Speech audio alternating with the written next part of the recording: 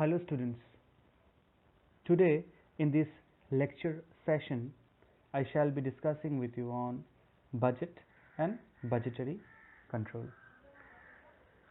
So what is a budget? So many of you are already familiar with the word budget, which you use very frequently in your everyday life, and have also once or twice or very frequently used or prepared a budget. So what is a budget? If you look at the screen, you'll find a budget is a plan quantified in monetary terms, prepared and approved prior to a definite period of time, usually showing planned income to be generated or expenditure to be incurred during that period and capital to be obtained to attain a given objective. So the first thing that is to be noted here is that it is a quantified plan in monetary terms and it is prepared prior to a definite period of time. That means before the occurrence of an event, you prepared it. That's a plan. A budget is simply a plan, but it is a quantified plan. And there what you show your planned income that you can generate and expenditures that you are going to incur for that particular project. So what is that? Budget. Any event has a budget. Any event has a budget. Say your Teachers' Day program has a budget. Your school annual fest has a budget. Your birthday party has a budget. There's a budget for the local Durga Puja committee. So every program, basically every event, economic, non-economic, has a budget. So and we prepare that budget prior to occurrence of that event. We sit to plan, and budget is part of that plan. We sit and we discuss how much money can we generate. If it is a collection, if it is a non-economic event, if we are bent on collection, so how much money we can generate through collection, and then we match it to our expenditures. If it is an economic event pertaining to making profit, then we think how much profit we can make, how much revenue we can generate, and how much expenditures we have to incur for generating those revenues. So deciding all those things and preparing a statement showing income on one side, estimated income on one side, estimated expenditure on the other side is a budget. Now this budget is a very important part of managerial control, and hence comes the concept of budgetary control. If you look at the screen, you will find what is budgetary control. It is the establishment of the budget relating to the responsibilities of the executives, to the requirement of the policy, and the continuous comparison of actual with budgeted result, either to secure by individual action the objectives of that policy or to provide a firm basis for its revision. So in simple terms, what happens is that when we get into doing some activity, it is very difficult to keep a track on the expenditures. So if we have a budget, we know the limitations.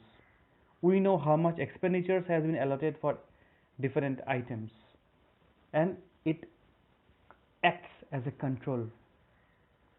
It acts as a control for the subsequent events or activities. Let's break it down to simple words. So what is budgetary control? So what happens? First you prepare the budget that is prior to the occurrence of the event, and then what you do is that you get into doing that particular event. Then you actually have expenditures, you actually have your revenue or income or collection. Then what you do? You sit back after the event is over and you try to match both the things.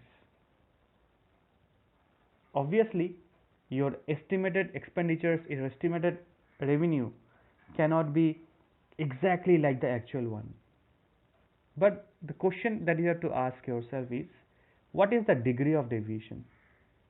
Slight deviations is acceptable, but if it has deviated hugely, then it is not good. That means your policy, your planning was not appropriate. There were some loopholes in your plan, so which you can control. So budgetary control works in that aspect. It helps you in controlling your actions. It helps you in controlling your future actions, so that in the upcoming events you can have a better planning to capitalize the opportunities in a better way. So that is budgetary control. So it is what? It is performed, it is done to make planning efficient so that the objectives are appropriately achieved. And obviously it is a very important control mechanism. So now coming to the different types of budget. So budget are of many types. So if you look at your screen, I have put up a few different types of budget. I have put up the sales budget, I have put up the production budget, I have put up the cost of production budget, materials budget, purchase budget, and in this discussion we will also study about fixed budget and flexible budget. So sales budget pertaining to quantum of sales and volume of, and amount of sales. Production budget related to your production processes. Okay, what is your estimated expenditures you're incurring? Cost of productions related to cost of, say, procuring the output that you are going to, like there is a finished product, you have some finished products. Okay, now what is the cost you have incurred for making these products? Materials budget, if you have lot of procurement of direct materials. Purchase budget, you make it, okay, when you regarding your purchases, how much purchases you are making in the particular period. So each of these budget fit into different kinds of requirements. So depending on the requirements, businesses will have their own budget, and accordingly they will prepare, and based on that they will take decisions and they will take control mechanisms. We will be studying more deeply fixed budget and flexible budget. If you look at the screen, you have fixed budget and flexible budget. Now understand, another form of budget, another way of budget that we can prepare is that, understand a scenario. What happens when a business or a small plant or an organization wants to get into manufacture, wants to get into production?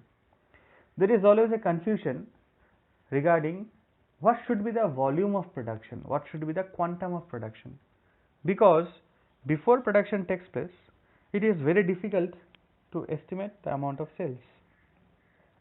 We all know that when you increase the volume of production, your cost per product unit comes down. Lesser production, cost per unit is high because of the variable cost and the fixed cost concept. I think you know the meaning of fixed cost. Fixed cost is a cost which remains fixed at all levels of production. So when you increase the volume of production, the cost per unit, fixed cost per unit comes down. Our variable cost remains fixed. So you get the benefit of the decreasing fixed cost when you increase your volume of production, and hence, as per the economies of scale concept, your cost per unit comes down. So one might directly say that yes, the businesses should go for higher production, higher volume of production. But understand, higher volume of production should be supported by adequate amount of sales.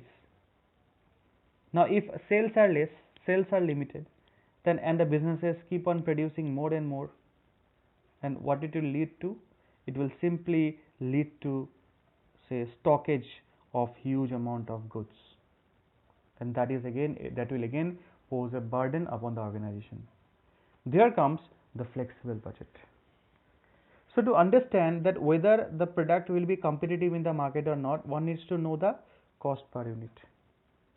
So a flexible budget is one which will give you the total cost and the cost per unit with all segregation of the costs at different volumes of output or production. Say you are producing 5,000, what is the cost per unit? What is the total cost? You are producing 7,000, what is the cost per unit? What is the total cost? You are producing 9,000 units, what is the cost per unit? What is the total cost? A flexible budget will give you information regarding that.